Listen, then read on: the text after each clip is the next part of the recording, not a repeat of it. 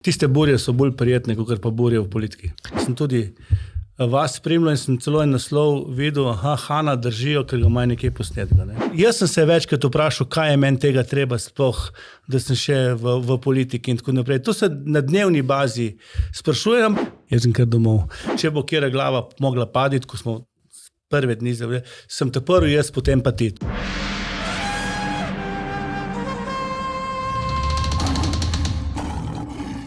To je bonus epizoda tedenskega safarija, podcasta, ki ga spremljajo levi in desni ter levi in besni. Pa tudi Borut Pahor, slovenski škofje in raziskovalci javnega mnenja, pa seveda slovenska politika. No, eden tistih, ki spada med bolj izkušene iz te kategorije, je tudi današnji gost. Z nama gre danes po safariju gospodarski minister, sicer pa predsednik koalicijske stranke SD, Matjaž Han. Dobrodošli. Dober dan. Glejte, snemamo 30. epizodo tega podcasta, 25 je bilo rednih petkovih, tole je 5. bonus z akterji slovenske politike.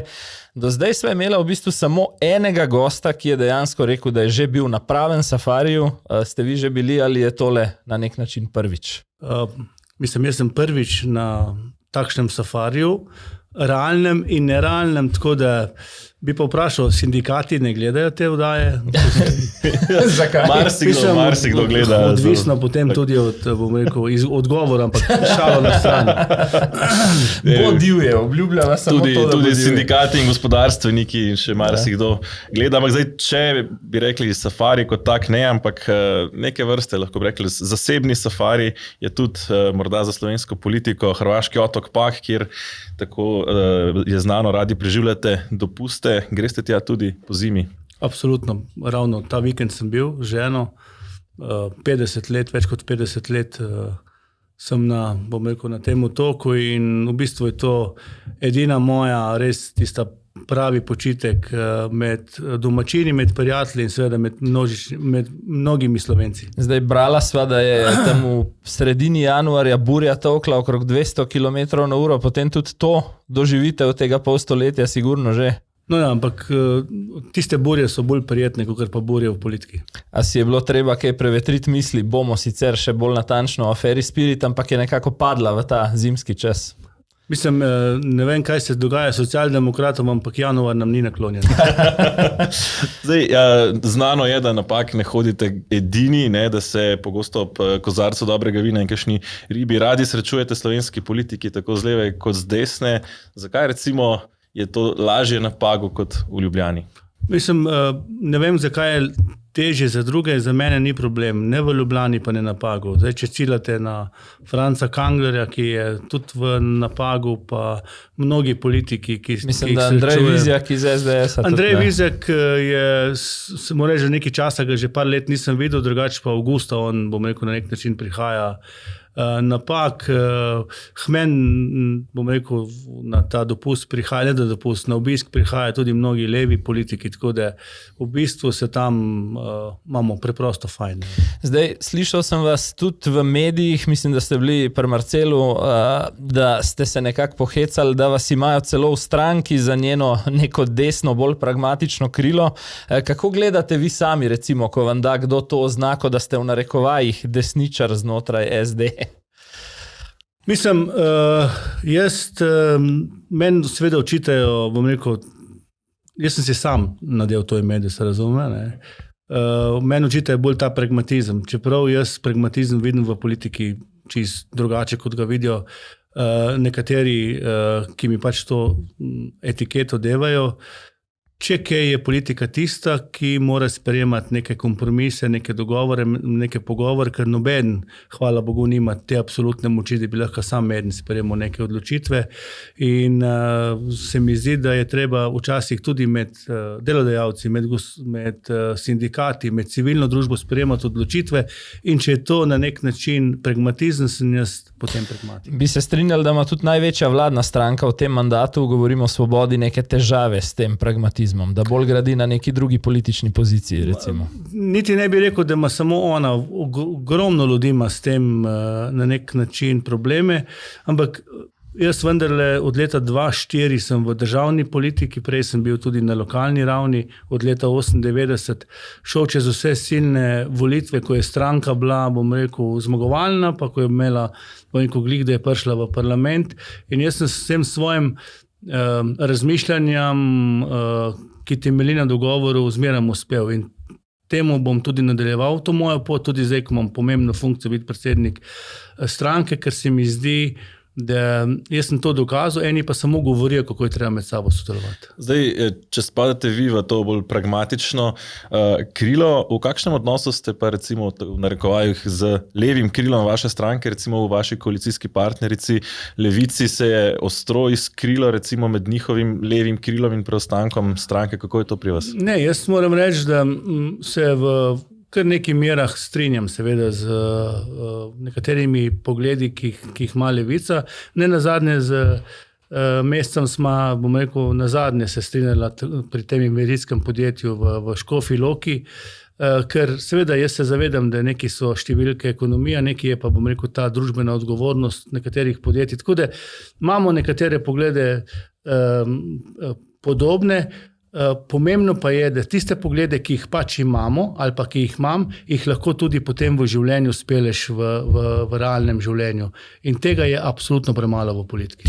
Zdaj, glede na ta pragmatizem, ki ste ga omenjali sami, bi si človek lahko mislil, da določene poteze, ki jih v tem mandatu počne ta vlada, vendarle spremljate s težavo oziroma z malo priprtimi zobmi. Kaj točno mislim, pa poglejmo eno nedavno izjavo tule v našem podcastu gospoda Boruta Pahorja. Nisem med tistimi, ki menijo, da je mogoče na antijanšizmu graditi neko politično pozicijo. Prvič je to obsoletno, drugič je to nevarno, ker to vam daje neko potuho, da vam ni treba narediti nič, ampak samo razraščati strah pred Janezom Janšo. To, da se je v Sloveniji zgodilo, da je nekdo rekel, da bomo počistili janšiste z televizije, iz policije in da se ni nič zgodilo, je skoraj da neverjetno. Zdaj, skušala bova res držati obljubo, da je to, kar pride zadnje. To je preganjanje ljudi, ki so enakega političnega stališča kot politični nasprotnik. Pa to se ni dogajalo nikoli v slovenski demokraciji po 90 letih. Zdaj, tukaj mi je ena taka zanimiva situacija, ne? Se pravi, po eni strani poslušamo Roberta Goloba in pravzaprav celotno koalicijo, ne? Da je eden večjih dosežkov te vlade, da so rešili Slovenijo pred totalitarno oblastjo, da so povrnili demokracijo, na drugi strani spremljamo pravzaprav to, rekel v narekovajih, preganjanje, ki ga recimo celo sam predsednik Pahor, vaš predhodnik recimo na mestu predsednika stranke socialnih demokratov ocenjuje kot nekaj, česar praktično od demokratizacije do danes nismo videli. Kako razumete to, oziroma bom rekel, kdo pa vaše zdaj zavaja, Golob ali Pahor? Ne, jaz se moram strinjati to, kar je rekel Borut. Jaz mislim, da absolutno ne bo dovolj in jaz si želim, da ne bo dovolj, da bo na naslednjih volitev zmagal en, ki bo govoril proti nekaterim drugim, pa ni samo tukaj Janez Janša, lahko tudi proti, ne vem, idejam Levice in tako naprej. Jaz mislim, da mora zmagati ali pa dobiti dobro podporo tist, ki ima svojo dobro idejo, ki jo lahko tudi, kar sem rekel, realizira. In jaz sem bistveno bolj temu naklonjen, se pa skozi 20 let na nek način trudim, da se izogibam izrazoslovju, ki žali, bom rekel, tekmeca, nasprotnika, kakorkoli, in na vseh področjih. In to, kar se ta moment dogaja, jaz mislim, da ni dobro za slovensko družbo. Če poslušam, pa tudi zadnji shod, ki je bil shod Pavla Ruparja, jaz še enkrat proti shodom, tam nimam nič, ker tam vidiš starejše ljudi, ki jim ne moremo reči, da so fašisti, ne? Da se razume. Ne? Vsak se pač bori za svoj ta eno idejo ali pa za to, da bo dostojno preživel. Ne? Me pa moti, da pride gor politiki, pa odmislimo zdaj glavnega govorca, ne? Ki res žalijo na nek način in parlament, pa so sedeli 15-20 let v parlamentu, in žalijo, ne vem, predsednika vlade. V tej državi je treba povedati, kaj je narobe, inštitucije pa moramo spoštovati, ker drugače smo zašli. Ampak, če se vrnem vseeno nazaj, torej predsednik vlade je najprej javno napovedal, da bo torej čiščenje janšistov na RTV Slovenija, videli smo odpuščanja novinarjev, videli smo pač ta prevzem, recimo temu RTV Slovenija, še vedno je v postopku zaradi vplivanja na policijo, kjer je Tatjana Bobnar razlagala pred parlamentarno komisijo, kako so potekala te zahteve po spet čiščenju janšistov. To so vendarle stvari, ki jih do zdaj pa nismo bili vajeni v slovenski politiki. Vsaj ne kar tako, na glas, direktno. Zdaj, jaz vem, da če bi jaz šel z isto retoriko, bi tukaj ti rekel Borut, bil to neka potuha in bi mogoče imel zaradi tega namesto 8% v ta moment mogoče 11%, ampak jaz mislim, da se moramo politiki, ki imamo pomembne funkcije, vzdržati, tega govora, ki, navijače ene ali druge strani, zrevoltira. In potem, ko enkrat zakuriš zgodbo, jo ne moreš več pogasiti. Mene moj staroče enkrat, ko sem bil zelo mehen otrok, je rekel, veš, Matjaž, samo 2 stvari se v življenju ne vprašal. Kateri politični stranki si, pa koliko imaš plače. To se na nek način ne sprašuje. In jaz ne ocenjujem ljudi v kakšnega političnega prepričanja so ali pa katerih vrednot, ampak spoštujem ljudi na bazi delovanja, na bazi, na nek način, ali si dober ali si slab.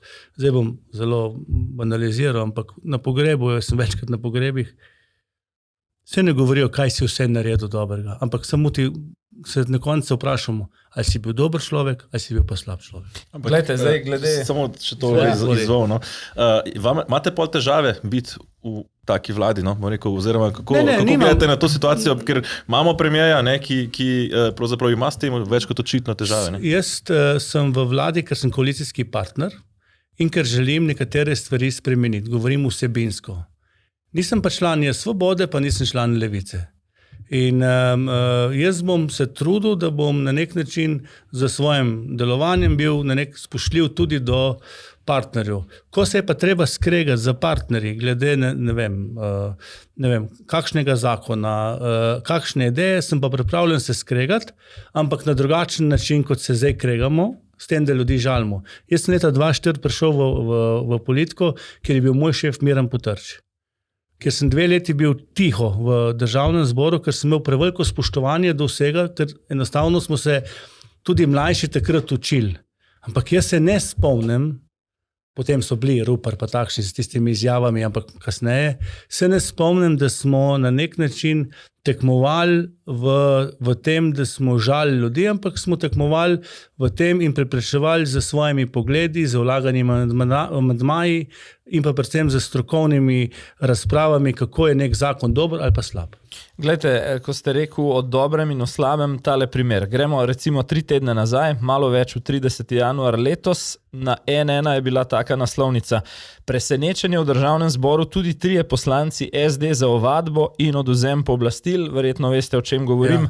4 sklepi tako imenovane Rezarjeve preiskovalne komisije, ki jo obvladuje Svoboda, med katerimi sta tudi kazenska ovadba zoper nekdanjega šefa policije Boštjana Lindava in odvzem dostopa do tajnih podatkov za Tatjano Bobnar. Podprli so tudi 3 poslanci SD-ja, ki so sicer še dan prej zatrjevali, da tega ne bodo storili, pa me zanima, kako gre zdaj to skupaj s tem političnim pragmatizmom ali pa z vašimi besedami, kje se je potem tu postavila SD? Na stran dobrega ali na stran slabega? Ker sem to zelo spremljal in jaz neizmerno veliko spremljam, čitam in spremljam tudi, podcaste in ljudi, ki mislim, da v politiki imajo veliko znanja. Sem tudi vas spremljal in sem celo en naslov videl, Hana držijo, ker ga imajo nekje posnetka. Ne? Tudi o tem še bova. Ja. Od tega seveda nič ni, ker res. Tako so se poslanci odločili. Pa ne bi več, res ne bi govoril, zato ker jaz tudi želim, da smo na nek način kompaktni, da se pogovarjamo. Jaz bom težko, ker poslancu rekel, glasuj tako, glasuj drugače. Pa so se tako odločili, tudi jaz sem bil presenečen. Govorimo o Janiju Predniku, z vami? No, se je to, ni bilo. Ne. Glejte, je po vašem slovenska politika zdaj ujeta v to pozicijo antijanšizma, oziroma mislite, da je to problem? Prej ste govorili o potuhi, biti všečen, ampak ali je tudi to potuha, kot je rekel Borut Pahor, ne narediš nič, samo na vsake toliko malo opozoriš, kaj se bo zgodilo, če naprimer ta vlada pade? Pa se ni treba biti zelo moder pa iskati neke zgodbe za nazaj. Tu so se nam naredili 4 volitve do zdaj, kjer so zmagovalci bili novi obrazi z, bom rekel, to isto retoriko. Glede tega, ker ste govorili o tem, da vas držijo recimo na kakšnem glasovanju, govorice so bile, da naj bi bili posneti v zvezi z enim od razpisov, ko na neki načelni ravni zagotavljate, da bo neka stvar urejena oziroma izražate nekomu neko podporo. Kaj je s tem? Če je kakšen takšen posnetek, zunaj bom zelo vesel. Jaz se spominjam v politiki tako dolgo, da so z raznimi posnetki držali, kobajagi držali kontra ne vem, kandidate in tako naprej. Nič od tega ni. Dejstvo pa je, in bom tudi še nadaljeval, jaz sem vsak dan na terenu med gospodarstveniki, in želimo reševati probleme. Ne pa na tak način, da bi kateremkoli na lepe oči dali sredstva. Bom sam glede Spirita rekel. Ne? Zdaj sem dobil neko anonimko, je prišla ven, zdaj pa Han razveljavlja razpis, zato ker njegovi niso dobili sredstvo. Mislim, prej sem bil v javnosti 91 raznih člankov je bilo in televizijskih prispevkov, da so naši dobili, zdaj je problem, da naši niso dobili, tako da jaz sem se odločil in vem, kaj je prav. Jaz bi na temo tistega glasovanja Linda Bobnar samo še eno stvar vprašal, in sicer podpredsednik stranke SD Luka Goršek iz tega mlajšega vala je ob tem glasovanju na X-u zapisal takole: politika se je torej odločila za politično likvidacijo kariernih policistov, s tem sporočajo, obračunali bodo s komerkoli, ki si bo upal opozarjati na nepravilnosti, in to ista politika, ki je pred volitvami obljubljala varovanje pravne države in krepitev pravnih norm. Kaj menite recimo o tem? Jaz bom rekel en stavek v Luko Goršku. V Luko Goršku se bo še veliko slišali in on bo še, jaz verjamem, da bo on ne nov obraz, ampak obraz politike, ki bo to politiko v Sloveniji še pelal naprej. Je to eden od tistih v stranki, ki vam je že kdaj rekel, da bi šel iz te koalicije? Mislim, da te pogovori so zmeraj živi, včasih spodbojeni na dnevni bazi. Jaz sem se večkrat vprašal, kaj je meni tega treba sploh, da sem še v politiki in tako naprej. To se na dnevni bazi sprašuje, ampak nekaj je odgovornost na koncu in do ljudi in tudi, ko je težko, ne smeš obupati, ker potem nisi iz pravega testa. Kako je v koaliciji, bom rekel, s spoštovanjem stranke SD danes, ne pred nekaj meseci ste javno povedali, da si želite, da bi bilo tega spoštovanja več, ga je zdaj? Kaj več oziroma kako je s tem?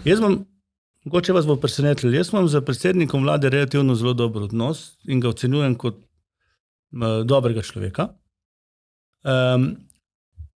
Zdaj, seveda vsi v stranki imamo time, ekipe in tako naprej, ki delajo, kakor pač delajo.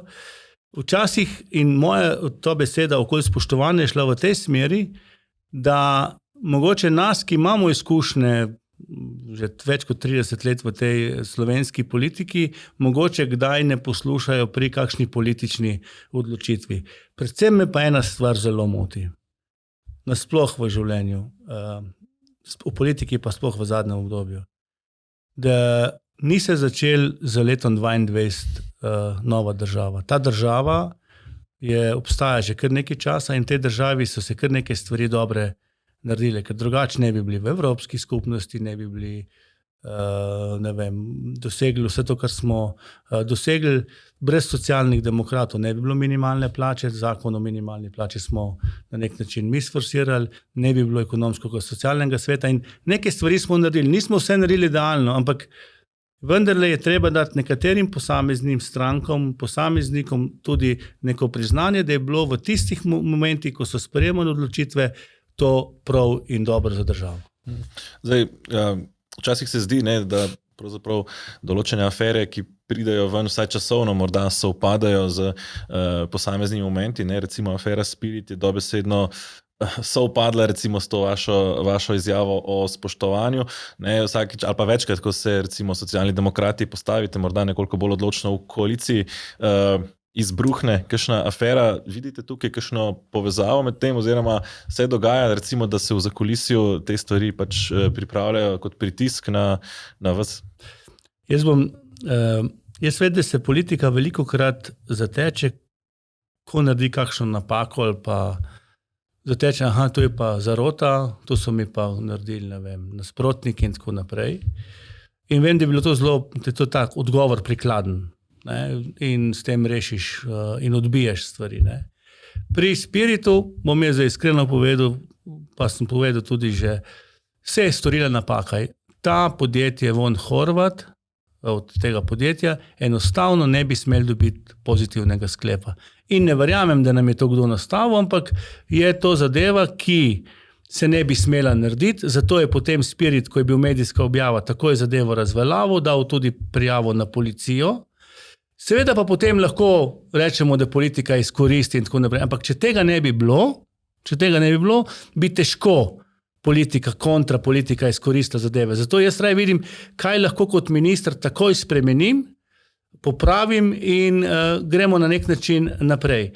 In če kjera stranka je socialna demokracija, tista stranka, ki zna pokazati na svoje napake, prevzeti odgovornost, ne nazadnje pri Litijski smo celo predsedstvo odstopili, predsednica je odstopila, generalni sekretar je odstopil, kjera stranka še danes to dela, ampak išče neke izgovore in nič se ne naredi. Tako da, ampak jaz s takšnimi odločitvami, kot jih mi delamo, lažje živim, kot pa da bi se skril z nekim izgovorom, aha, to mi delajo pa druge stranke. Pa je afera Spirit recimo zdaj vaše zaključena, oziroma v kakšnem stanju je, oziroma zdaj odstopil je torej direktor agencije Spirit, ne, čeprav ste pravzaprav pogoje za razpis pripravljali na gospodarskem ministrstvu, je tukaj pričakovati še karkoli? Ne, mi delamo revizijo, mi bomo prišli bom rekel, do konca, da vidimo res, kje so napake storjene, predvsem pa, da vidimo, ker mi vendarle iz našega ministrstva grejo ogromni razpisi, bom rekel, preko agencij med gospodarstvenike in se nam ne smeje več narediti, da bo prišli do takih sklepov. Seveda se pa čist izogniti, da se bojo kakšni, ki nimajo dobrih namenov, ne bojo prijavili, se pa ne bomo mogli. Samo treba je prav čas na nek način najti, bom rekel, človeka, ki nima dobrih namenov. Kar se tiče pa teh raznih afer. Lejte, do konca mandata, pa še naprej bo ta afera z repom udarjala. Tako kot udarja za socialne demokrate, pa ni pošteno, in Šaleška dolina oziroma Teš in tako naprej. Ne? Tako da s tem je treba živeti. Samo če si vse naredil, kar si lahko naredil, da si zadevo popravil, je meni pred javnostjo bistveno lažje. Glejte, pred časom je bila na Tarči omenjena tudi možnost odstopa državnega sekretarja Frangeža. Kot pravite, ugotovitve se še zbirajo, na koncu bodo skomunicirane. Je tudi to še v igri, da na ministrstvu še pride do kakšnega odhoda? Ne pri gospodu Frangežu, ne, ker on je res meni rekel prvi dan, minister, če bo kjera glava mogla paditi, ko smo prve dni zavljali, sem te prvi jaz, potem pa ti. To se pač mi tako pogovarjamo, ampak se rekel, ne, te prvi vidimo, mi moramo priti te prvi do konca, da vidimo, kje je bila pa napaka storjena. Ker jaz sem eden tistih, ki neizmerno spoštuje zaposlene, ki neizmerno spoštuje uradnike, ampak nikjer ne piše, da če uradnik napako naredi, da more pa zaradi tega nadrejeni ali pa v tem primeru minister mu more paditi glava. Mogoče še... To bi še vprašal, no, ko smo pri teh aferah, ne omenili ste Litijsko. Zdaj, socialni demokrati ste potegnili konsekvence, odstopila je vaša ministrica za pravosodje in vodstvo stranke. Močno je bil v tej aferi pravzaprav udeležen tudi finančni minister iz Svobode, ne, ki je še vedno minister, ki je bil udeležen tudi v recimo aferi računalniki, ne, in podobno. V večjih aferah že pa še vedno stoji. Kako razumete recimo te rekel, dvojne standarde za različne koalicijske partnerje v vladi? Pa to, ne vem, če so to dvojni standardi, to so standardi, ki se jih sama stranka postavi. In mi smo si take standarde postavili. Mi tudi nimamo privilegija, pa nikdar nisem komentiral, nikdar nam komentiral medijev in tako naprej, ampak da ko se kakšna stranka, ko se kakšen problem naredi, nam najdejo, ne vem, člana, ki je bil, ne vem, mogoče 15 let nazaj naš član in nam seveda prikažejo stranko kot bom rekel, nekaj najbolj slabega. Ampak jaz še enkrat pravim, jaz si želim, da v naši stranki so podjetniki, ki so uspešni, ki imajo člansko izkaznico, ki znajo ustvarjati. Jaz si tudi želim, da so člani naše stranke ljudje, ki hodijo v cerkev in imam s tem nobenih problemov, če so verni. Sem zelo vesel, ko imamo na kakšnih vodstvenih položajih člane stranke, ki so šefi sindikatov. Stranka je, bom rekel, mora imeti neko širino in je, bom rekel, dovolj tistega razmišlja, da mora biti v stranki samo človek, ki je bil bivši komunist ali pa kakorkoli. Mislim, z vsem spoštovanjem, ker tudi bivši komunisti, ne, ali pa partija takrat, če ne bi bilo partija na takšen način, da je stopila iz oblasti, pomagala ali pa naredila pomembno nalogo pri osamosvajanju in so tako Demos kot partija, takrat SPD ali SDP, ustvarili, da bomo danes samostojno Slovenijo. Zdaj, sami ste v kontekstu te afere Spirit izrekli tudi to, da vatli niso vedno enaki oziroma da obstaja še kakšen drug razpis ali pa kakšno drugo kadrovanje, ki je tudi strankarsko, pa se o njem govori manj, ne? Zdaj, ker tukaj vsaj skrbiva, da vatli so enaki, nama povejte vi, kako na drugi strani recimo vidite nekdanjega vodjo štaba, volilnega štaba Gibanja Svobode, govorimo o Andreju Ribiču, ki je na vrhu Darsa, njegov brat tam celo nadzira vodenje 30-milijonske investicije v gradnjo nove poslovne stavbe. Videli smo nedavno premik državnega sekretarja na obrambnem ministrstvu tik pod vrh, se pravi za svetovalca uprave SDH. Kako pa vi gledate na drugi strani kot koalicijski partner na to? Jaz se nikdar nisem branil na tak način, da sem kazal s prstom na druge, samo da ne bom obsvetljen jaz ali pa moja stranka.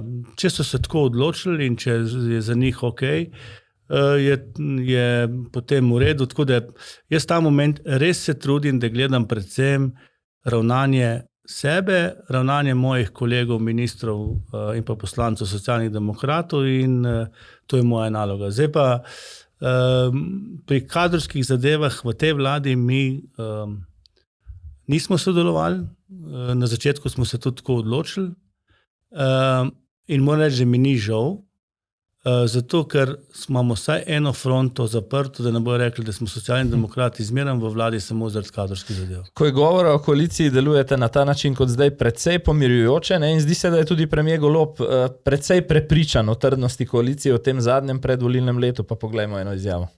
Torej, ker živimo v demokraciji, je prav, da se vsaka stranka pozicionira v skladu s pričakovanji svojih volivcev, ampak rad bi pa poudaril to, kar me sprašujete že 2 leti, ta koalicija je trdna in stabilna. Ravno danes smo imeli sestanek vodij in smo skupaj ugotovili, da ne samo, da smo trdni in da bomo dočakali konec mandata skupaj, ampak da v resnici ni nobenih velikih razhajanj med nami, zaradi katerih bi sploh imeli neke vidne probleme. Da pa imamo različne poglede na posamične točke, se mi pa zdi popolnoma demokratično in pričakovano. Zdaj, kako trdna oziroma stabilna, kot pravi premier, je koalicija po vašem mnenju, oziroma konkretno slišal sem vas pred dnevi v nekem drugem podcastu pri gospodu Franklu na Financah, kjer ste povedali, da v takšno koalicijo, govorim pa o razmerju 40:6 ali 7, ne bi več šli. Absolutno, to v javnosti lahko povem, da v primeru, da bo po naslednjih volitvah tako močna stranka, mi pa imeli 6% in bomo tisti ježiček na tehnici. Jaz mislim, da je tudi odgovornost predsednika stranke, če bom še takrat predsednik stranke, da sprejme odgovornost politično in da se na nek način rehabilitira tudi v opoziciji. Ker jaz mislim, da je to predpogoj za to, da bomo imeli neke demokratične standarde, tako kot imajo druge po Evropi. Še to, obstaja, gospod Han, neka točka izstopa iz aktualne vladne koalicije ali pač smo zdaj bolj v tisti pozi, ko rečemo, bomo že zdržali do naslednje pomladi, pa naj stane, kar hoče? Vem, da me lahko zdaj iztrgate iz konteksta, ne? Ni nobenega problema, ampak vse veste, jaz sem že doživel v politiki, ko se je zdela vladna koalicija zelo trdna, naprimer takrat, ko je vodil Janez Janša z Virantom, Erjavcem Novo Slovenijo in je zaradi KPK-ja prišla odločitev in je razpadla vlada in tako naprej. Tako da težko je reči, kje so te meje. Lahko pa rečem, da zaradi ta moment nekih vsebinskih zadev pa, in število poslancov je pa eno leto pred volitvam težje, da bi se razpadla koalicija. Ko ste koalicija. nas ravno spomnili na ta KPK, ne more vas se izogniti dejstvu, da je aktualni premijer v precej občutljivem postopku. Bi bila to recimo takšna točka? Odvisno, kaj bi ta KPK ven dal in potem se gre pa seveda tudi na politično odgovornost pa politično higieno, ampak ne bi rad špekuliral. Jaz sem vam odgovoril, predvsem vam, gospod Majer, ali je možnost. Zmeraj je kakšna možnost. Ne? Lahko je tudi, da bomo mi kakšno napako naredili, pa te bo rekel, predsednik vlade ne želimo delati. Tako da bi na temo KPK dodal samo eno čist dnevno aktualno vprašanje. Prebral sem zjutraj, da si KPK prizadeva vzpostaviti nov sistem aplikacije Erar, ki bi nekoliko podrobneje razgalila te finančne tokove v državnih institucij, tudi z nakazili zasebnikom oziroma nakazili v tujino in da je pravzaprav edini, ki to novo ureditev izpodbija, mislim, da celo pred ustavnim sodiščem, nekdanje premijerovo podjetje GEN-I. Človek se vpraša, zakaj je ravno to podjetje pravzaprav edino v državi, ki se na vse kriplje bori za manj transparentnosti. No, te informacije nimam, moram reči, res jo nimam, nisem videl, ampak jaz moram reči, da se res trudim, da inštitucije spoštujem. Mogoče sem en redkih, ki KPK spoštujem. Jaz sem tudi sam dal eno prijavo na KPK, ker nisem bil siguren, ali smo naredili prav tudi pri enem razpisu. Tako da, če želimo imeti v tej državi transparentnost malo više, potem moramo inštitucije spoštovati in KPK je ena od tistih. Kako ste zadovoljni, recimo sicer v koaliciji, bi lahko rekli zdaj po skoraj 3 letih po volitvah, no, ali pa 2 letih in 3/4 po volitvah, da ste lahko zadovoljni s tem, kar je koalicija dosegla, ali vendarle ni to, kar ste pričakovali, ko ste podpisali koalicijsko pogodbo?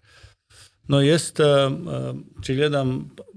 gledam vlado kot celoto. Zdaj mi lahko rečemo, kaj so naši ministri dobrega naredili, pa kaj drug minister ni. To nima nobenega smisla. Jaz bi si želel v vsej politiki bistveno več dialoga z vsemi. In bistveno več na nek način spoštovanja tudi z drugo stranjo, če govorimo in politično drugo stranjo. Predvsem pa, naprimer, z zdravniki in zdravstvu je treba nekaj spremeniti. Malo več dogovora z zdravniki, ki bom rekel, delajo na tem. Ne vem, ko sprejemamo pokojninsko reformo, seveda se je treba pogovoriti najprej z sindikati pa z gospodarstvom, treba se pa tudi, bom rekel, v tej medgeneracijski solidarnosti pogovoriti, ne, z obstoječimi upokojenci in pa z mladimi. Če tle ne bo te solidarnosti in predvsem, če ne bo zaupanja v ta sistem, potem mladi več ne bojo plačevali, starejši pa bojo videli nesmisel, da so cel življenje plačevali. Tako da mogoče malo več sodelovanja z vsemi in tudi, če je kritičen do tebe, ne vem, v primeru gospodarstva ali pa sindikati, da to ni razlog, da jim žugamo, ampak je razlog, da se za mizo sedmo. To je mogoče... Če sva zelo konkretna, ja, vaša stranka je šla na volitve s sloganom 30 dni do specialista. To je en slogan, ki mi ni všeč. No, ampak hočem reči, potem smo poslušali 2 leti, da bo zdravstvena reforma, ključna reforma tega mandata, da je na zdravstvu stoji in pade ta vlada in vse, kar smo v zdravstvu do zdaj zares videli, je bilo odprava oziroma pretvorjanje dopolnilnega zdravstva zdravstvenega zavarovanja v zdravstveni prispevek in bitka, ki jo vlada, bom rekel sicer ne vaša ministrstva, ampak vendarle vlada kot kolektivno tudi, ne, bije z zdravništvom kot cehom, ne, pri čemer je dokaj jasno, da se bolj posluša, rekel Jašo je nula in ne vem, Glas ljudstva in Kolesarje, kot pa zdravniško zbornico, vsaj tak vtis je v javnosti. Ne. Kako razumete recimo to situacijo? Ne? Mislim, da tukaj sta dve zelo različni stvari pri ali obljubah oziroma napovedih in dejanski realizaciji. Ključno je pri obljubah. Mi imamo, Socialni demokrati, imamo program, ki ga v bistvu ne rabimo spreminjati. Mi smo ga že v Slovenj Gradcu sprejeli, pa skozi vse te naše kongrese in imamo zelo dober program tudi na 500 straneh. Ampak problem je, ko moramo program v določenem letu ali pa v določenem obdobju na nek način sproducirati na tak način, da bo ta dal program rešitve za trenutno situacijo. In jaz sem že rekel, na naslednje volitve, saj jaz kot predsednik ne bom šel z nobeno obljubo, ki jo ne bi mogel za kjerkoli partnerjem realizirati. Ne, predvsem pa, ki ne bo realna. Jaz ne znam, potem meni pravi, ja, Matjaž, si bolj ljudski politik, pa govoriš, da se... Ne. Jaz resno mislim, da mora politiko razumeti vsak in ideje, ki jih imamo, vsak, ki se tudi na dnevni bazi ne ukvarja z tem. Čas floskul je minil. Zato pa imamo danes populiste na svetu, ki seveda razlagajo zadeve zelo enostavno, ne? In to ni v redu. Zato bomo seveda tudi mi v naslednjem času naredili program, ki ga pač imamo na takšni smeri, da ga bojo ljudje razumeli. In dovolj je 5 točk. Mi ne rabimo obljubiti, ne vem, da bomo spremenili, da bo Sava začela teči iz Zagreba kontra. To razumem, ampak recimo zdravstvo, se strinjate, da je zdravstvo ena ključnih prioritet tega mandata? Absolutno, to smo javno povedali. In po 3 letih pravzaprav je na mizi zdaj zakon o zdravstveni dejavnosti, ki pravzaprav tukaj še gre kontra zdravnikom. Ampak se strinjamo midva, da nekaj v zdravstvu mora biti narobe. Težko je, da vsi mi, ki plačujemo prispevke za zdravstveno blagajno, ki plačujemo davke, da enostavno moramo čakati 2-3 meseca ali pa mogoče leto dni na nek pregled. To moramo enostavno na nek način spremeniti. In če je to rešitev, ki se je zdaj strokovna javnost naredila, potem jo mi absolutno podpiramo. Pravite, več bo treba govoriti z zdravniki, ne? Ampak se vam ne zdi, da je ta točka že v bistvu mimo, ker je, bom pa predvsem, da sem pošten, ne? Predvsem vladajoča stranka naredila iz zdravnikov v teh 3 letih dobesedno razrednega sovražnika te vlade. Pač. Ampak v tem strateškem svetu, ki naj bi bil, ki je pri predsedniku vlade in pa pri ministrici, imaš kar nekaj zdravnikov, ki jih jaz, kljub temu, da so nas malo Socialne demokrate ušvrtnili, ampak mislim, da imajo nekatere svoje teze in poglede pravilno. Je pa tako, mi lahko ne vem, kak zakon spišemo, če ne bo potem ga moč realizirati, bomo imeli težave, ga treba spremeniti. Imamo en tipičen primer, ne? Mi imamo ZZZS, ne? Se pravi, in imamo 79-73 milijonov dobička. Ne? Prej smo se drli vsi, kako imajo privatne zavarovalnice plus in kako je to vse narobe. Ne? Po drugi strani imamo pa UKC, Maribor, pa Ljubljano pa v minusu. Ampak to je res, bom rekel, zadeve, ki si jih pač ne znam razlagati. Je pa res, počas, to je pa moj pogled, bojo mogli biti direktorji raznih UKC-ev ali pa UKC-ev ekonomisti, ki bojo imeli malo drugačen pogled. Mi imamo pa zdaj zdravnike, ki, ne vem, imaš na UKC Maribor direktora, ki je zdravnik, ne, ki predava, mislim, da celo, ki dela še popoldansko, ne more se ukvarjati z tako veliko inštitucijo. In tukaj moramo tudi svoje stvari pri organizaciji narediti. Zato pa imamo v Novem mestu direktorico, ki novomeško bolnišnico, bom rekel, neizmerno dobro pele in nima rdečih številk. Ampak zdaj se sliši to, kot kaj bomo v prihodnje. Ne? Veste, 3 leta ste že v vladi. Ne, pa koncu gre v bistvu. Ampak še enkrat, mogoče nisem bil dovolj jasen. Zakonodaja je pripravljena, za to zakonodajo mi stojimo in Verjamemo, da bo ta zakonodaja zagrabla, evo, zelo preprosto. In ta zakonodaja, za katero zdravniki opozarjajo, da bo še zmanjšala število zdravnikov, da bo še več zdravnikov šlo iz javnega v zasebni sektor. Ampak se bomo nekaj strinjali, jaz govorim o spoštovanju do zdravnikov, ne? In vsi se rad pohvalimo, ko dela je nemogoče, ne? Ampak mi v tej državi imamo pa en problem. Jo ni stvari, da ko jo začnemo spreminjati, in jo moramo spreminjati, da se ne bi, bom rekel, en del javnosti na nek način uprla. Zato, ker želimo imeti status quo, kot je bilo. To pa tudi ni v redu. Danes si mogoče ste si prebrali, sem pa jaz bral, koliko milijonov, stotine milijonov imajo, bom rekel, nekatere privat firme, ki, bom rekel, prodajajo, bom rekel, to zdravstveno, se pravi, zdravstvu svoje, ne vem, te medicinsko opremo.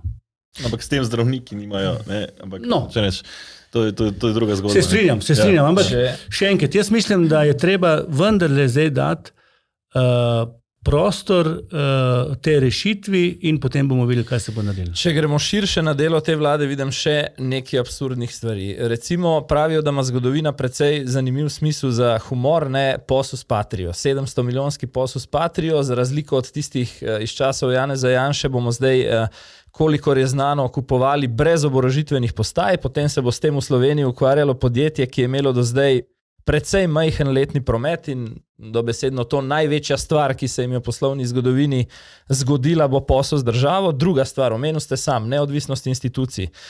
Tožilka Gončin v imenu te države preganja najhujši kriminal. Ne? Potem spregovori o tem, da se strani varnostnikov CVZ-ja počuti bolj nadzorovano kot varovano, sproži nekatere tudi formalne postopke in ostane čez noč brez varovanja. Potem primer finančnega reza v računsko sodišče v državni svet, vezano na primere Litijska, računalniki in tako naprej. Skratka, maščevanje. Ne? Kako vse to vrača demokracijo v Slovenijo? Jaz sem kar domov. Oziroma čistko, ne? A je v bistvu računski svet ali pa tožilstvo, policija na nek način STA Roberta Goloba? No, meni se STA ne bi naredil, ne. Zdaj, kar se tiče, bom šel z mal, nikdar nismo bili mi, socialni demokrati, proti, bom rekel, tem, da imajo vojska, policija, opremo, ki jo potrebujejo in mislim, da če smo država, moramo tudi za varnost poskrbeti. Seveda je ključno ta transparentnost, kako bomo to nabavljali. Jaz bom zelo samo stavek rekel, nam je bilo jasno povedano, da pismo o nameri podpisujejo obrambno ministrstvo naše, za obrambno ministrstvo Finske, se pravi državo, in da je cena, o katerem smo govorimo, z vsem tistim našraufanim orožjem, ki je gor, in je to bilo za mene ta moment dovolj. Eno provokativno vprašanje glede tega, ker se v ozadju že govori o takšni možnosti, če bo na neki točki pred koncem tega mandata SDH oziroma tudi vlada kot njegova skupščina želel dokapitalizirati to podjetje, ki naj bi za državo opremljalo Patrie, boste proti temu? Kot gospodarski minister konec koncev. To zdaj ni hipotetično vprašanje, to je vprašanje, ki niti ne vem, ali se bo naredil, in pa tudi moram reči, da ta moment nimam podatka, za katero podjetje sploh gre in katero podjetje je to, ki naj bi opremljali te Patrie. Vem pa žal, da bo obrambna industrija vsak dan močnejša in da bo gospodarstvo sililo k tem, da bo sodelovalo pri, bom rekel, obrambni industriji. Zakaj vas to sprašujem? Na eni strani očitek v Spiritu, recimo, da nek 20 milijonski znesek dobi podjetje z enim ali pa z dvema zaposlenima, ne? Na drugi strani se pa zna zgoditi, ne, da bo slovenska javnost izvedela, da ogromen državni orožarski posel dobiva podjetje, ki ga mora država najprej dokapitalizirati, da bi bilo sposobno sploh zagotoviti naročilo. Ampak jaz bom še enkrat ponovil. Spirit je dal samo sklepe ven. Niti nobenega pogodbe še ni bilo podpisan, tako da ni bil noben cent izdan. In to podjetje ali pa kjerokoli podjetje bo moglo najprej narediti, zaposliti in še to dati bančno garancijo in šele potem dobiti denar. Ne bi se smel dogoditi, da bi ta dva podjetja, ki je v bistvu lastnik bil ta gospod von Horvat, sploh dobil ne 10 milijonov, 1 cent. In to smo Spirit je 3 dni po izdanih sklepih to razveljavil. predal zgodbo policiji in policija zdaj to zgodbo dela. Tako da, kar se tiče pa vašega vprašanja ali pa vaše trditve, pa ne bi upal govoriti, ampak mislim, da to ne bi bila modra poteza, ampak da bi dokapitalizirali firmo, ki je že naprej dogovorjen nek posel. Čeprav vemo, da v orožarskih poslih so nekatere zadeve lahko tudi zelo tajne. Ok, naj se ne zgodi, bom izrazil še to željo, ker v paketu. Dobro. Pa če greva zdaj, prej ste rekli, da vsakeč, ko se kaj spreminja, se oglasi določena skupina, ki želi status quo. Ste gospodarski minister, pred dnevi smo lahko brali pismo Slovenije, se pravi predsednika Slovenije Biznis kluba, Joca Pečečnika, ki je precej kritičen do korupcije, do dodatnega obremenjevanja. Konec koncev v tem mandatu je bilo kar precej nekih novih obremenitev, še nekaj novih se tudi obeta, recimo, če verjamemo, da bo implementiran nepremičninski davek. Kako kot gospodarski minister recimo gledate pa na to dozdajšnje delo vlade? Za razliko od druge politike, jaz tako pismo ne vidim kot zelo namerno. In lahko tudi, bom rekel, to pismo preberem kot pismo opozorila in seveda, da nekatere stvari ne delamo dobro. Zdaj se s vsakim stavkom strinjam, pač se seveda ne strinjam, ampak to ni pogoj, da se za SBC-jem, za predsednikom SBC-ja ne bi pogovarjali v naslednjih rešitvah. Zdaj, absolutno se strinjam, da korupcije ne smeje biti in je to de facto. Moram se pa vendarle navezati zopet na ta spirit. Mesec pa pol, ko je bila ta zgodba od zunaj, 91 člankov sem jaz naštel, takšnih ali drugačnih, je bilo zunaj, niti en gospodarstvenik, ki je dobil, se ni javil in rekel, ta razpis je bil pa zelo dober, prav je tako, gre v to smer, da bomo odpirali nova delovna mesta. Se ne upajo, po mojem, reči tega. Ja, ko sem pa razveljavil, ko sem dal pa predlog za razveljavitve, sem dobil pa 5 pisem. Kje ste bili na koncu, da bi tudi mene ali pa ministrstvo Spirit zaščitili? Ker to še ne pomeni, da če je en lump, da pa drugi ne morejo biti, ampak v javnosti se je tukaj tega gneva do tega razpisa pojavil, da jaz kot resorni minister zaradi transparentnosti, zaradi zgodb za naprej, sem mogel to potezo potegniti. Glejte, nekako bi v grobem rekli, da s finančnim ministrom Boštjančičem v največji meri krojita pogoje za privlačnost oziroma neprivlačnost poslovnega okolja v Sloveniji, seveda še kdo, tudi Ministrstvo za socialo in solidarnost in praktično celotna vlada. Tako, ja. Ampak poglejmo še eno izjavo nekdanjega predsednika Boruta Pahorja, kakšne vlade on zagotovo ne bi volil. Tisto, kar bi rad povedal, je, da doslej še nisem opazil v slovenskem političnem prostoru neke spremembe obnašanja, ki bi bila plod diagnoze, da so se stvari v Sloveniji, pa zlasti v mednarodnem prostoru spremenili. Tudi v Sloveniji, če vi hočete res nekaj spremeniti, morate Slovencem povedati, ali bomo šli z višanjem davkov naprej. Jaz za tako vlado ne bom volil. Ali bomo davke manjšali? Morda. Kaj to pomeni za socialno državo?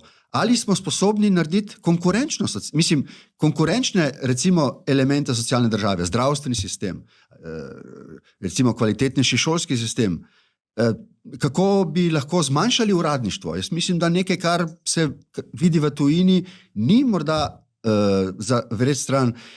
Kako povečati podjetništvo? To je bistveno za Slovenijo. Slovenci so pridni, želijo delati veliko in tudi zaslužiti veliko. Večina. Dajmo jim priložnost, da to naredijo. Ne pa, da se poslušate na vse možne načine, to zavira. Jaz nisem podpornik te zdravstvene novele, ki zelo ideološko loči javni zasebni sektor. Ta pristop je popolnoma zgrešen. Torej, gospod Han, pravi nekdanji predsednik nekako tako, pustimo Slovenca, da veliko dela in veliko služi, ne pa da ogromno enega truda vlagamo, da ga pri tem oviramo. Se vi strinjate s to izjavo? Jaz bom zvest. Borut Pahor je bil predsednik vlade. Mene včasih malo zmoti kakšna izjava, bivših ministrov, bivših predsednikov vlad, da ko niso več, imajo rešitve za vse. Jaz se tudi strinjam, da obdavčitve nove niso, bom rekel, ne grejo v pravo smer, zato ker zdaj vem približno po 3 letih prvič na izvršni veji oblasti, kako funkcionira država. Dejstvo pa je, da naša država nima nafte, nima nekih resursov drugačnih, razen to, da pobira na nek način davke in je davčni priliv je glavni priliv v proračun. Dejstvo je, da smo se skozi 30 let postavili relativno visoke standarde življenja v Sloveniji, na katerega moramo biti ponosni. Jaz kot socialni demokrat sem ponosen na nekatere stvari, ki jih v Sloveniji imamo in sosednje države jih nimajo. In si ne želim, ne vem, porodniška, študentska prehrana in tako naprej. Si ne želim, da bi take zadeve spreminjali. Si pa želim, da pri socialnih transferih pogledamo, da socialne transfere dobi tisti, ki jih res potrebuje, ne tisti, ki se znajde. In teh stvari je še kar nekaj, da bomo imeli občutek v tej državi, da živimo pravično življenje. Pri davkih pa tako. Ni problem višina davka, problem je, kaj ti za to dobiš. In ko ti ugotoviš, da plačuješ, pa čakaš na zdravnika 1 leto, je seveda potem ljudje razmišljajo, zakaj mi te davke plačujemo. Čeprav se včasih vprašam, če v zadnjih 10 letih sigurno našteješ 10 do 20 uglednih ekonomistov, ne kogarkoli, ki govorijo, da bi vlada pobrala več davka, če uvede na primer celo po vzoru nekaterih držav enotno nizko davčno stopnjo, politika pa tega nikakor ne želi slišati. Zdaj s kom je tu nekaj narobe, s temi ekonomisti ali s to politiko? No, najprej bom tako rekel. Edino, kjer se večina ekonomistov in politikov strinja, je to, da imamo preveč obremenjene plače. Večina se strinja, da davek na premoženje je zelo nizek, ali ga pa sploh v tej naši državi ni. Vsi se strinjamo, da davek na dobiček je primerljiv z vsemi državami. Poleg tega, če upoštevaš, da lahko 100% imaš olajšavo pri investicijah in tako naprej, imaš ti na koncu davka 13%, ki ga gospodarstveniki plačajo. Tako da ključen problem je, kako narediti to državo ali pa davčni sistem takšen, da bojo ljudje imeli več v žepu za mesečno življenje, pri tem pa vedeli, da imajo vendarle neke ugodnosti, ki jih druge države nimajo. Jaz imam kar nekaj prijateljev, ki so šli študirati v tujino, vse v redu, ko so si ustvarili družine, so videli, da je tujina, bom rekel, relativno bolj mačehovska kot Slovenija in so prišli nazaj. Tako da nimamo vse narobe, nasprotno, mora biti pa apetiti politike bistveno manjši pri, bom rekel, delovanju davkov. Je slovenska, bom rekel, država prepotratna? Bistveno na nekaterem področju bi rekli za vsakega, da smo prepotratni, ampak so neke zgodbe, ki jih pač mi imamo, morajo ostati in jaz si v taki socialni državi želim živeti. Ampak če se nam dogaja že, da nam podjetja recimo predstavljajo sedeže zdaj že na Hrvaško, niti ne na Kajmanske otoke pa Deviške otoke. Ne? Vse podjetja predstavljajo na Hrvaško, ampak gremo pa mi se lahko na Hrvaško, ne grejo naši upokojenci, kakšne pokojnine imajo, pa Hrvati kakšne pokojnine imajo, pa povprečna plača in tako naprej. Imamo neke stvari, ki bi jih lahko spremenili in obdržali, bom rekel, te razvojne zgodbe v Sloveniji. Ne? Po drugi strani pa, v tem mandatu sem vodil pogovore za Sandoz in je šel farmacevtska firma bo gradila v Lendavi za 600 milijonov evrov. Revoz se je odločil za Slovenijo. Kar nekaj investicij v Sloveniji so se odločili, da bojo tuje multinacionalke gradile in delale razvojne centre v Sloveniji. Zakaj? Prvo, ki mi je geostrateška pozicija, drugo, odlično, bom rekel, na nek način ta povezava šolstvo in pa šolski sistem, tretjo, na koncu vsi vidijo, davki so v redu, seveda bi bilo potrebno narediti nekaj na plačah In ključen problem, ki ga pač imamo, pa seveda se ne da meriti, je pa birokracija, pa izdajanje gradbenih dovoljenj in umeščanje v prostor. Tukaj moramo nekatere zadeve spremeniti. Drugače pa situacija v Sloveniji ni najslabša, seveda je pa ta moment zaradi drugih geopolitičnih situacij je pa neizmerna histerija. Ni najslabša, to se vsekakor strinjam, ne? Ampak tudi se strinjam z vami, da imamo v Sloveniji en kup ugodnosti, recimo konkretno, ko ste omenili študentske bone, ne? Ko pridejo ljudje iz Erasmusa, recimo, študirati za izmenjavo v Slovenijo, so presenečeni, ne? Ampak če bomo nadaljevali... Zdravniki tudi zastojni, ne zastojni, ampak druge moraš plačati, ne? Če bomo nadaljevali s tem trendom, recimo, ne, ko odhajajo podjetja, recimo, predstavljajo sedeže, ne, zdaj NLB gradi center v Beogradu razvojni, ne v Ljubljani, pa je to recimo naša, bom rekel, banka in tako dalje, ne, ker so enostavno tukaj pač visoko kvalificirani delavci. Samo v Beogradu je 100,000 ljudi na cesti, ne? To vse razumem, ampak hočem reči, da ta standard, ki ga imamo, kako ga bomo ohranjali, če bomo s tem tempom ljudi pravzaprav, oziroma da bodo predvsem sedeži podjetij odhajali recimo celo na Hrvaško, zato da bodo pač, ker je pri nas ta davčni primež ob kombinaciji še omenjenih birokratskih težav pač prevelik. Ne? Ampak mi imamo ta moment problem z tem, mi smo člani Evrope, vse tudi Hrvaška, da se razumemo člani Evrope, ne?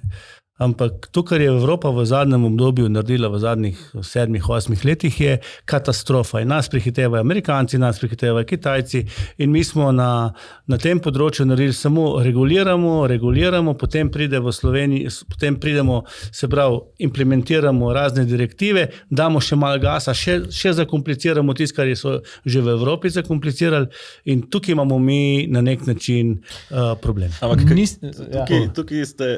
Ja, se sam. Tukaj ste spet, bom rekel, ste že 3 leta v vladi. Ne? A ste se okrog tega kdaj s premijerjem skregal? Prej ste govorili, da za prave stvari se radi skregate. Ne, absolutno imam jaz ne drugačno mnenje.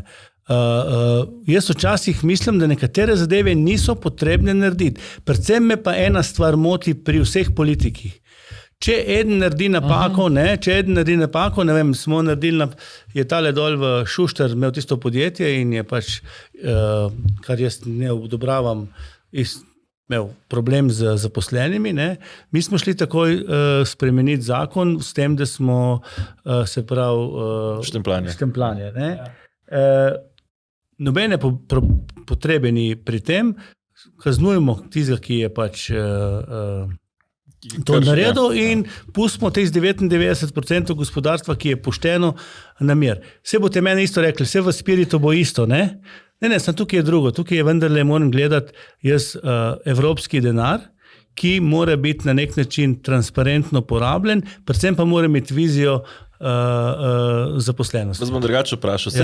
Mislim, vi povzdignete glas, ko gre in ali se potem ta vaš glas ne sliši, ali kako razumeti recimo to, se pravi, Luka Mesec, ok, je njegovo ministrstvo to štempljanje speljalo, ampak vendarle kot gospodarski minister v vladi, kako ali se tukaj vaš glas ne sliši, ali kako je recimo pol s tem? Mislim, jaz sem takrat javnost seveda opozoril s tem, ker so na mene seveda na nek način sem dobil opozorila gospodarstva in takrat je bilo potem, tukaj ima je seveda mediji najbolj rad, Mesec in Han se med sabo kregata, tako kot smo se zdaj kregali zaradi CSS-ja, Škofja Loka, Han pa Boštjančič, ne. In tukaj hočem povedati okoli tistega spoštovanja, če bi kdaj se v zaprtih prostorih zmenili in upoštevali tudi kakšna pogled partnerjev, potem do teh zadev v javnosti ne bi prišli. Veste pa vi da ste ena najboljih izkušenih in novinarjev in kolumnistov in tako naprej, da od tega ne vi živite. To vam je na nek način krije najbolj fajna. Če se politika med sabo krega, je novica. Če se politika ne bi med sabo kregala, ne bi bilo novica. Ok, pred časom je bil na pogovornem večeru v organizaciji SD oziroma nekdanjega poslanca Koprivca pri vas prvi predsednik republike, Milan Kučan. Opazil sem, da prav kot predsednik stranke ste bili po mojem tudi edini aktualni minister SD, ki ga tam ni bilo. Močno pa je odmevala tista njegova izjava, da zdaj niso časi za sklepanje koalicij prek političnega pola. Delite ta pogled? Ne vem, če je ta moment, ker koalicija obstaja, kaj bo pa po volitvah. No, sej to je. Kaj bo po volitvah, pa niti ne vem, kako se bo sestavil. Ampak če kdaj, glede na vso situacijo, ki se ta moment dogovarja, nima nobena politika tega privilegija, da ne bi med sabo sodelovala v prid Slovenije. Nepremičninski davek bo ali ne bo? Glede na to, da so izhodišča prišla takšna, kot so pač prišla in seveda so v javnosti na nek način so bila na nek način je bil pogled zelo negativen, prišle čez 500, mislim, da čez 500 raznih sprememb, idej. Čakamo zdaj, kaj bo Ministrstvo za finance zdaj nova izhodišča dal, ampak real politično, jaz mislim, da ga je nemogoče speljati v takšen način. Jaz sem bolj za to, kar je, mislim, da je gospod Simič rekel, ne? Premoženje je premoženje. Ne? In tukaj moramo zajeti, bom rekel, največ, za bistveno manjšim procentom zajeti ta davčni primež.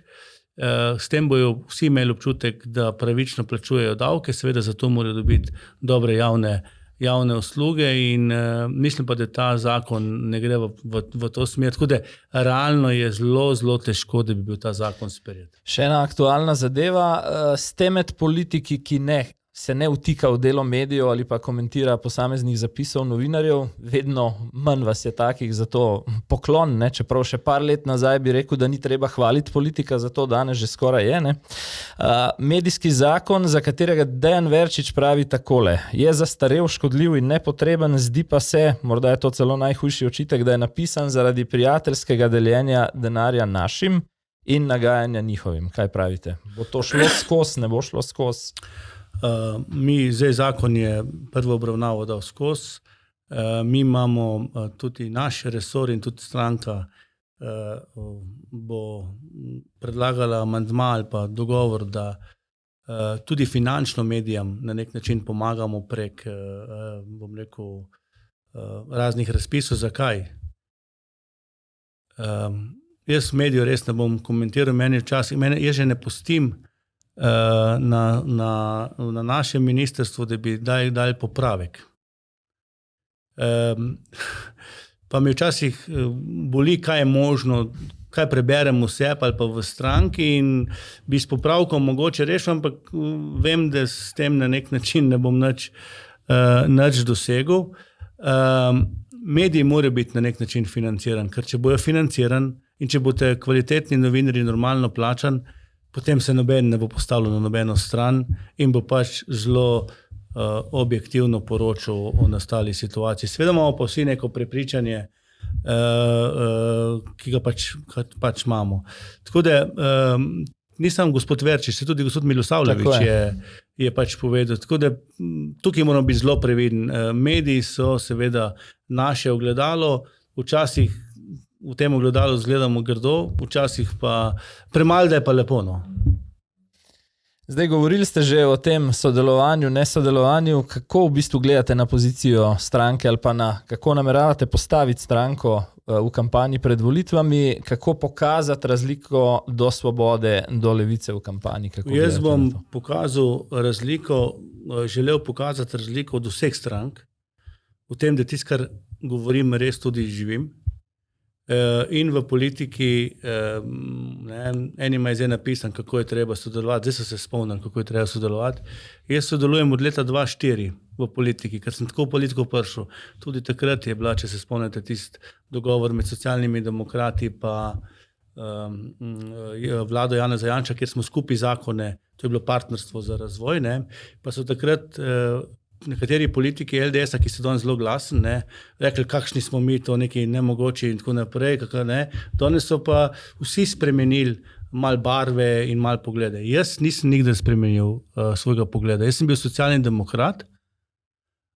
Demokrat v smislu, da bom podprl dobre predloge, tudi če bo prišlo iz druge strani. In ne bom se ukvarjal z tem, ali Janša ja, ali Tonin ja, ali Golob ja, ampak predvsem, kaj naša stranka lahko naredi, kaj je pokazala in kakšne rešitve ima, ki ne bojo rešitve 30 dni do specialista. Vam je žal, recimo, da ta vlada ni šla v neko tako pot? Zdi se, recimo, vsaj na začetku mandata sem dobil tako vtis, da je morda Nova Slovenija želela participirati v nečem podobnem, recimo, kot je bilo tedanje partnerstvo za razvoj. Gospod Mrše, vi veste več kot jaz o tem, ne? Ali pa mislim, da veste več. Jaz tudi vem, zakaj smo šli mi v vlado in zakaj so tudi mene izbrali za ministra za gospodarstvo takrat, ne? In takrat je bilo veliko obrv dvigenih, kako bo Han sploh to lahko nalogo upravljal in verjetno prvi, ki bo padel.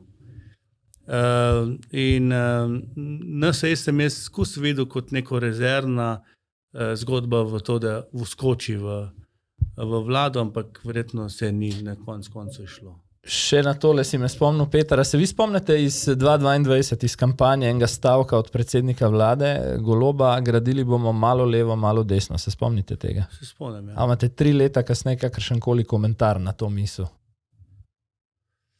Mislim, veste, jaz bom tako rekel, pred volitvam delamo ogromno veliko, obljubljamo, govorimo, ne nazadnje smo obljubili tudi tej civilni družbi, kolesarjem, ogromno stvari, ne. Pa, by the way, jaz sem bil edini predsednik s njih počakal pred stranko, pa je kljub temu, da je en teden prej gospod Jenull pozival mene k odstopu, ne. Ampak jaz nimam za civilno družbo nobenega strahu.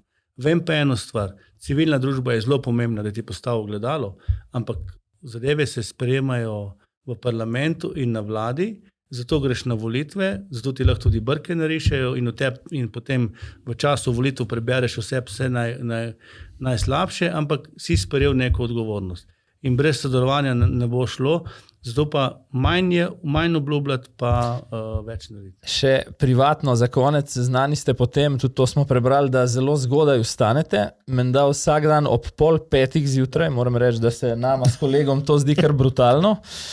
Velja nek tak rek, sigurno ste ga v precej bolj sočnem originalu slišali, da kdor zgodaj vstane, tudi zgodaj pokvari dan, pa me zanima, tudi v slovenski politiki velja to pravilo. Mislim, jaz res zelo zgodaj vstanem. Res je tudi, po starem reku, grem skuram spat, ko pridem domov, ampak pred 9. zvečer redko kdaj pridem domov.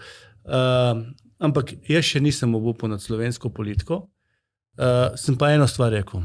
Ko ne bom več politik, ko ne bom več minister, me ne boste spravili, da bom komentiral obstoječega ministra, kaj je potrebno narediti, zdaj imam šanso in škarje in platno, da nekaj naredim, potem pa absolutno ne bom pometoval. Jaz, ko sem prevzel stranko, sem se zavedal, v kakšni kondiciji finančni je, ne.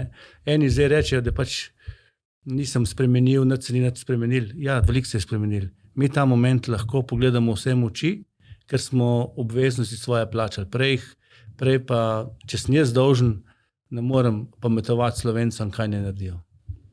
Pa moram pa reči, da še dobro, da so vas dobila zdaj, ko ste še minister, ne, oziroma ko ste predsednik stranke. Evo, naš čas se počasi izteka, tako da najlepša hvala za sodelovanje. Bila zanimiva debata. Spoštovani gledalci, ne, mi pa se znova vidimo v petek na redni epizodi, še prej pa lahko še vedno obiščete spletno stran zanima.me, kjer še vedno nabiramo podporo za naš medijski projekt. Gre za neodvisen grassroot, bi lahko rekli stujko, ne, torej projekt od spodaj, za katerega si želimo, da bo za vas in tudi od vas. Tako da le še pridite in nas podprite.